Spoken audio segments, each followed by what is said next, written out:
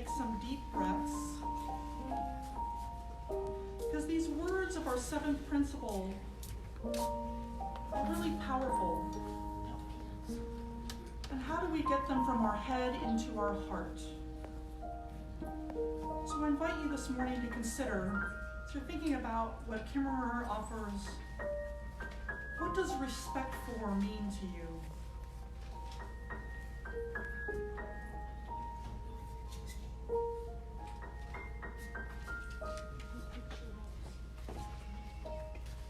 Respect for the interdependent web. What does the interdependent web, what is that thing? That web.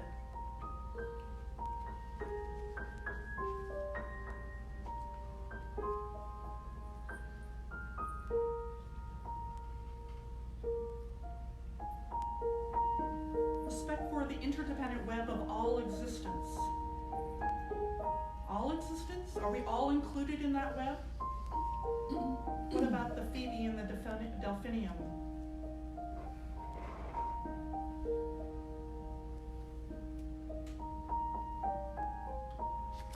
And respect for the interdependent web of all existence, of which we are a part.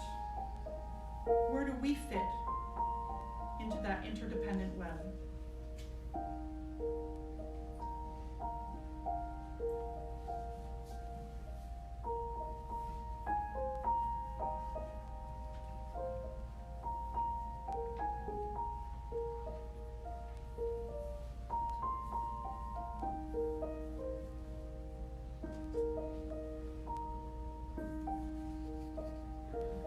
Let us mindfully now sing these words again,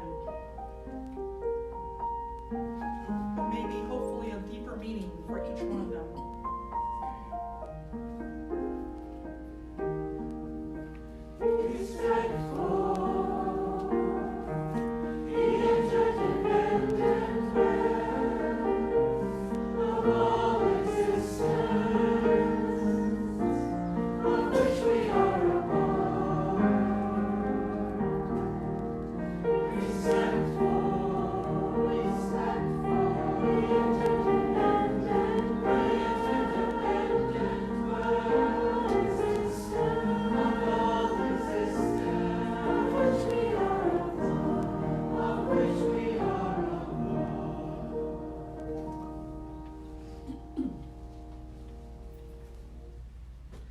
So today's service is in part because Jennifer Apt won a sermon topic at our spring auction. She wanted me to speak on this topic of environmental sustainability and what we can do, because she, like many of us, with all the environmental disasters that are going on there, she's afraid for our future. So she asked me to speak on this. She began actually with saying, what can we do? What are the things that we can do, each of us? And I understand that need to do, right? To want to do anything to stop what most of us see as this huge disaster heading toward us. Or rather, I like to think it's the Titanic going into an iceberg. Here's just a few of them. There's microplastics that are poisoning water and fish. There are miles of islands of plastic in our oceans. There's factory farming that leads to the torture of animals. We've got out-of-control wildfires across the globe. And of course, there's also the intensity of hurricanes. As some of you are aware, also, this current administration has rolled back over 85 environmental rules that protected the environment, including opening up the Arctic for drilling, that which is falling apart and melting. California is currently in contention, actually, with the US government because we want to have stricter emissions laws, but the administration doesn't want us to do that. So they're going to court over it. The protections that we've had for so long are starting to crumble. and can feel like whatever we do, it's just not enough, right? We're fighting this uphill battle. We're heading toward that iceberg. And you want to say, fear left, anything. I don't know about you, but I feel overwhelmed by all of this, by the thought that there's anything that one little person, can do to stop this impending doom. Anybody else feel a little overwhelmed? Yeah. I have to admit, this last year, reading Braiding Sweetgrass, and also our environmental film festival that we've been having here for now, it's our 2 years now, I've been educating myself on what's going on all of these changes. But I've also been making changes to my life about things that, okay, I can do. If I do want to make some changes, here's what can I do. And I believe that there are lots of things that we can do, and it might not stop the Titanic from crashing, but it may offer us some more lifeboats. I began by asking myself some questions, right, around, you all know this one, reuse, reduce, recycle, right? Reduce, reuse, recycle. And I asked myself questions like, how can I reduce my use of plastics? I don't know if you've ever noticed, but like plastic is everywhere. I mean, everywhere. It's everywhere. And I started like looking around as I started to buy new things. Well, how can I not do plastics? Because plastics are one of the biggest problems that we have right now. So I started, whoops, just going through again. Not sure how we got back there, but anyway. So I started buying things, different toiletries. So for example, shampoo bottles are plastic, and they're actually very hard to recycle. Some are, but we'll get to that a little bit later. So I bought bars of soap for shampoo and conditioner. They actually exist. I had no idea that these existed. Toothbrushes, a biodegradable toothbrush made of bamboo. Little things like this, right? I started with also getting a CSA where they have humanely treated animals, are used for their meats and organic produce, all that sort of thing. So I thought about how can I start reducing that, right? Then I started thinking about what can I do to reuse things. I can get rags. As you all have been seeing me disappear, losing weight, I've got a bunch of old clothes that I can get rid of, and so I cut them up for rags. I started doing that. Instead of actually using paper towels, I use the rags and then reuse them, right? Pretty simple things to do. I remember my dad used to love hankies rather than having Kleenex. Oh, I didn't think about this. Okay, so I can use those same rags, actually. Of course, when you have a cold, they're not nearly as good. You can buy some other ones that are a lot softer, but but for everyday use, they're perfectly fine. And of course, there's recycling, okay? Now, I live in an apartment, so I don't have what a lot of homeowners have, where they have the nice big bin. You can just put all your recycling in there, and then it gets separated out, everything. So literally, everything goes into the trash. And they say that they pull stuff out, but we all know that you can't do that. You know, if paper gets contaminated with food products, it's non-recyclable. You can't do it. So I actually created my own little recycling center at home. This is my recycling center at home. On the left is tin and glass, and then I have a little thing of garbage. And then I have the second gray thing is plastics 1, 2, and 4, and then which are the ones that you could basically recycle. And then and then paper, obviously, right there. So I started like figuring out, okay, how am I going to do this? And then I bring them down to Orange Coast College here, has a recycling center. It's on my way home. It's nice and easy. It's right next to the church. Now, and I've given, by the way, in your order of service, I gave you a list of recycling centers in case you would like to have that, as well as also farmers markets, because that's the other thing I've been starting to go to. See, I think it's even better than a CSA, but there are different farmer markets all around Orange County. Now, the interesting thing is a lot of people don't realize that actually this is a hierarchy, and I just realized I have the wrong hierarchy up here. It's actually reduce, reuse, recycle. That's the hierarchy. First, reduce what you're using, then reuse, and then, as a last resort, recycle, because, in fact, most plastics can only be recycled once. I don't know if you're aware of that. It's not a continual thing that they can do.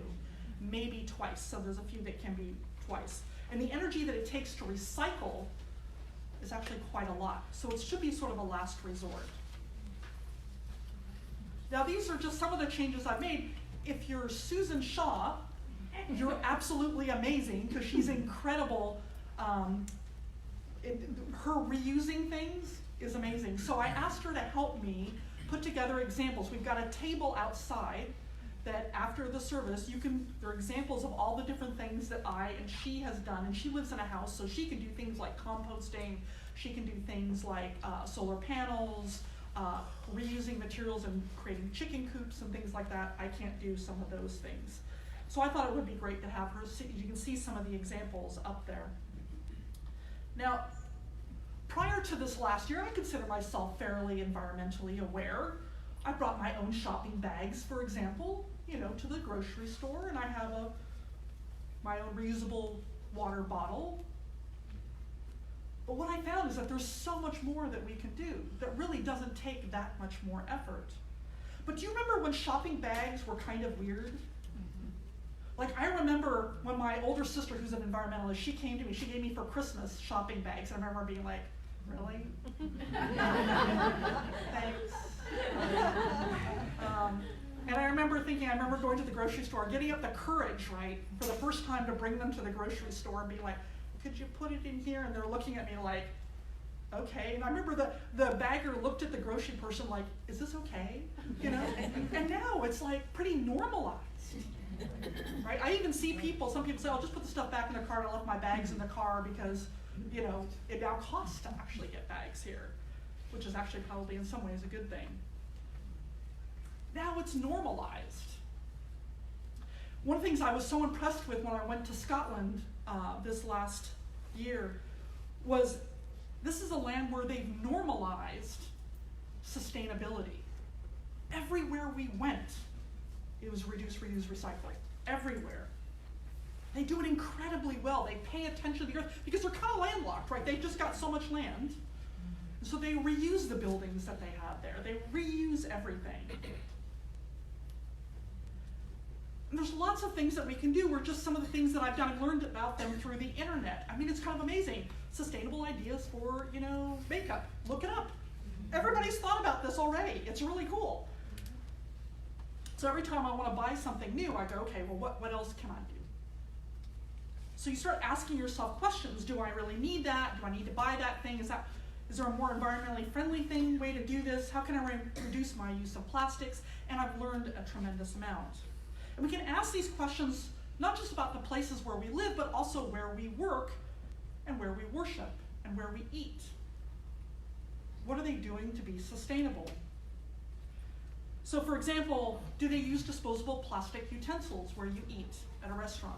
I like going to Panera, not only because I like their fresh fruit, although it's not necessarily organic, but they also don't they don't use plastic forks and knives, right? I also have you can see out there, I also bring my own utensils. You can also do that, so you don't use them. And what could we do better here at church? Well, I got the staff all recycling bins for paper, so we've got those. What could we do without? Do we need this? I don't know. Some people may say, yes, no, we do that. It's not about getting rid of everything. It's about making conscious choices about what we're doing. There's always a trade-off. And what about our paper cups for coffee?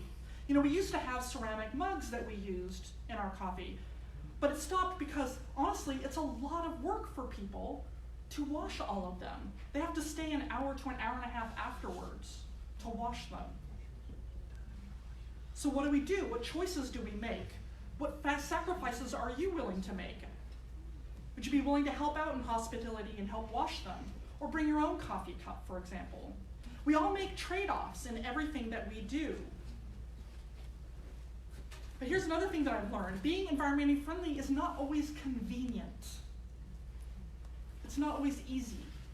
I have to remember to put stuff in my car, my recycling and everything, and take it over there. And sometimes it sits in my car for a while. It takes work, sacrifice, and sometimes the long way around. As we think about building a new sanctuary, what are some maybe solar panels that we can put in there? And there's tax breaks for them too.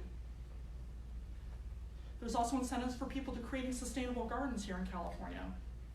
We've done a fair bit of that here. All of these choices are the things that we consider and we make trade-offs and decide. And I found myself trying to figure out, what was I willing to give up? What am I not? Like the young man in our story today, right? It's not always easy to make decisions. Sometimes we have to see, what is the impact in the world around me?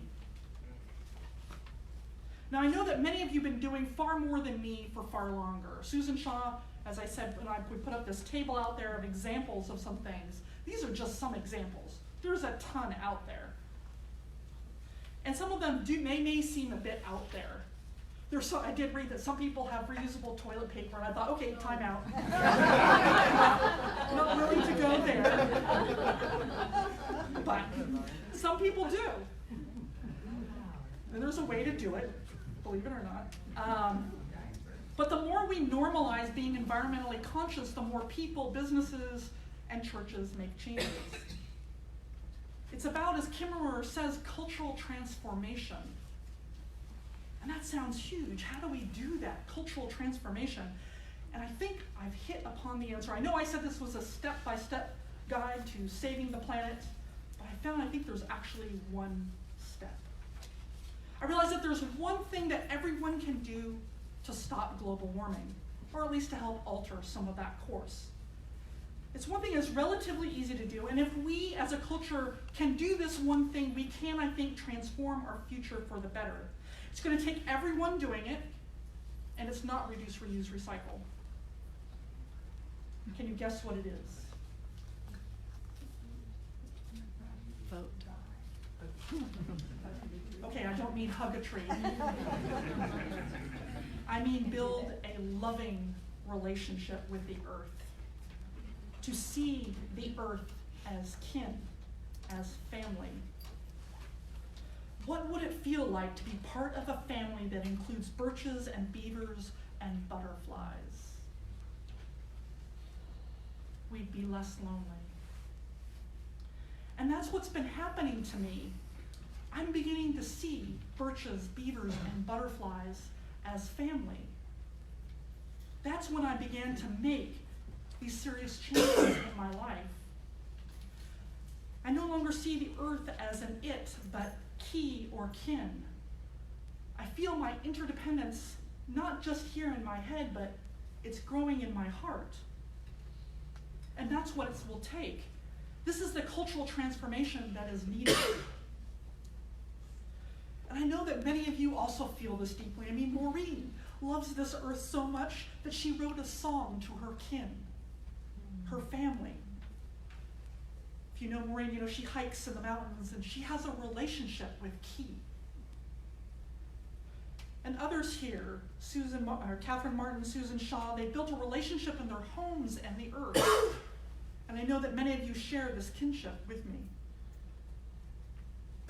And it may seem really odd to ask for a change in pronoun, but what will it take? Is it so crazy?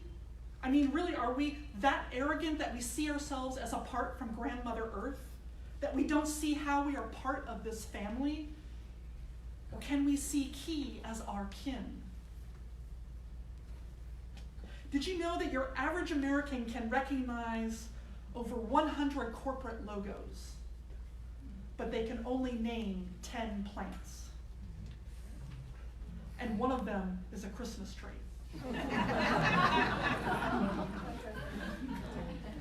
Now, Sarah Kimball, who's our very own biologist, she couldn't be here today, but she told me that she's a biologist over at UCI, and she refers all of the plants that she works with as she or he, even though they really don't have gender, and because it helps her feel connected to them. So one of the things that I try to do to find ways to connect, to have a relationship with Grandmother Earth, I've been taking walks in nature, but also I've been trying to do little rituals throughout my day, like when I water my plants. I actually talk to them, how you doing? You're looking really good. Nice job, nice job. You need to clean that away for you, like those types of things. But one of the big things I've been doing is I've been saying grace, not necessarily at the table, but like when I wake up in the morning and I see the sunshine coming in, I say, oh, thank you, grandfather, son. Trying to notice how interdependent I am in so many different aspects of the earth, the warmth of the sun, to sustaining water that I drink, and gratitude for the food that I eat. Because that's the key, is to just stop and pay attention. Like, really see it around you. Mary Oliver said, our work is mostly standing still and learning to be astonished. That's the beginning, because it really is astonishing. To pay attention, to give your attention, your love to this earth that gives us so much, and to be astonished. And I'm not done learning. I'm not done being astonished. I'm working on many things, trying to normalize this loving earth with my actions. This is my home. This is my only home. This is the only sacred ground I have ever known. Our choir sang today. You know, when you love someone, you want to rise up and to protect them. If we started thinking of the earth as a living, breathing being, right? Think about that. If we thought of the earth as a living, breathing being, we Unitarian Universalists who fight for civil rights at the drop of a hat, wouldn't we then want to do something if we thought of it as a living, breathing being? So love your grandmother Earth. Build a relationship with her. And then you will want to do everything you can not to hurt he or her or kin. And whatever pronoun you use, say it with love. Blessed be and amen. Let us sing. Thanks,